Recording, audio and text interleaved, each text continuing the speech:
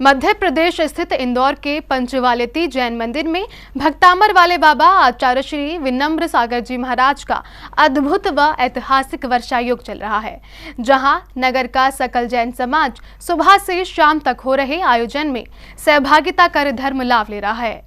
इसी क्रम में संध्याकालीन बेला में आचार्य श्री के सानिध्य में शंका समाधान कार्यक्रम का आयोजन किया जा रहा है, जहां मौजूद भक्त अपनी शंकाओं का समाधान प्राप्त कर रहे हैं। आचार्य श्री विनम्र सागर जी महाराज सत्संग का इंदौर के पंचवालेती जैन मंदिर में मंगल चातुर्मास चल रहा है, जहां नगर का सकल जैन समाज आचार्य श्री के सानिध्य में प्रभु भक्ति कर पुण्य लाभ ले रहा है। इसी क्रम में संध्याकालीन बेला में भक्तों ने आचार्य श्री के शंका समाधान कार्यक्रम में बताया कि किन लोगों को नरक आयु का बंध होता है। जिन लोगों को नरक आयु का बंध हो जाता है वे लोग दिगंबर साधु को आहार नहीं दे सकते, चाहे भले ही उनके घर में आहार हो रहे हों। उसके ऐसे भाव नहीं बनेंगे राजेंद्र भैया जी। और जिसके अंदर रोज भाव बने राजीव भैया, रोज भाव बने, निश्चित मानिए उसे अभी नरक आयु का बंद हुआ नहीं है। जो लोग आहार नहीं देते हैं, जिनके कभी भी भाव नहीं बने, आज नहीं बने बाद में बन जाए, तो हो सकता है कि नरक आयु का बंध नहीं हुआ है। जिनके कभी भी ना बने, सामने होते हुए भी ना बने, तो समझना चाहिए कहीं ना कहीं नरक आयु का बंध हो चुका है। क्योंकि ये भी लिखा है कि जिसको नरक आयु का बंद हो जाए, तिर्यंच आयु का बंद हो जाए अथवा मनुष्य आयु का बंद हो जाए, 3 आयु का जिसको बंद हो जाता है वो व्यक्ति 2 प्रतिमाधारी भी नहीं बन पाता। इसके बाद आचार्य श्री ने शंका का समाधान देते हुए कहा कि इन 6 कर्तव्यों का पालन करने वाले ही सम्यक दृष्टि जीव कहलाता है। सम्यक दृष्टि की बहुत सारी पहचान है, फिर भी वो व्यक्ति सम्यक दृष्टि ही हो ये जरूरी नहीं है।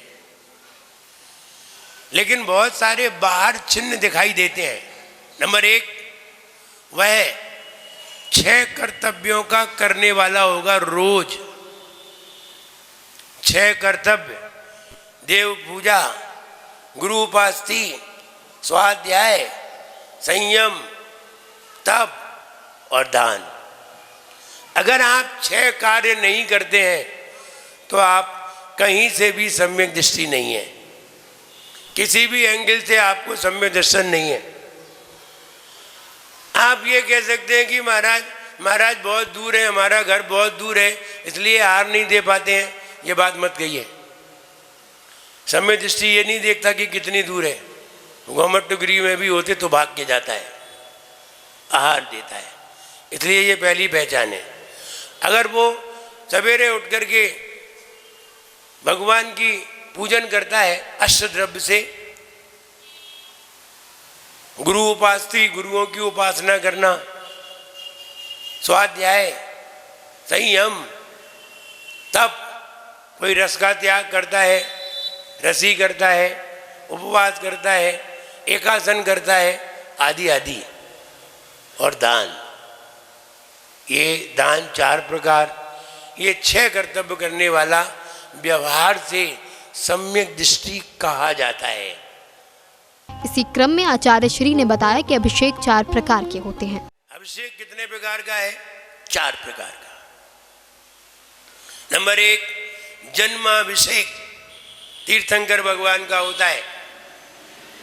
नंबर 2, राज्याभिषेक राजाओं का होता है। नंबर 3, दीक्षाभिषेक, जब कोई दीक्षा लेता है तब होता है।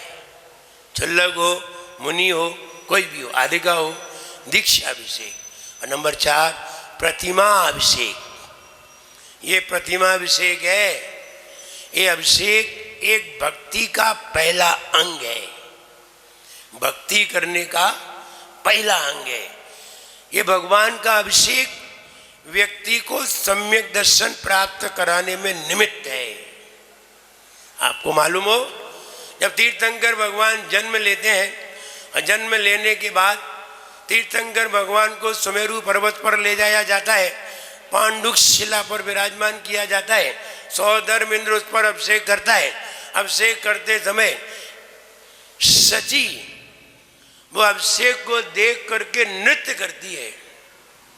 क्या भक्ति में तांडव नृत्य करती है भक्ति में, और इतना बढ़िया नृत्य करती है कि वही नृत्य करते करते उसे क्षयोपशम सम्यक दर्शन हो जाता है।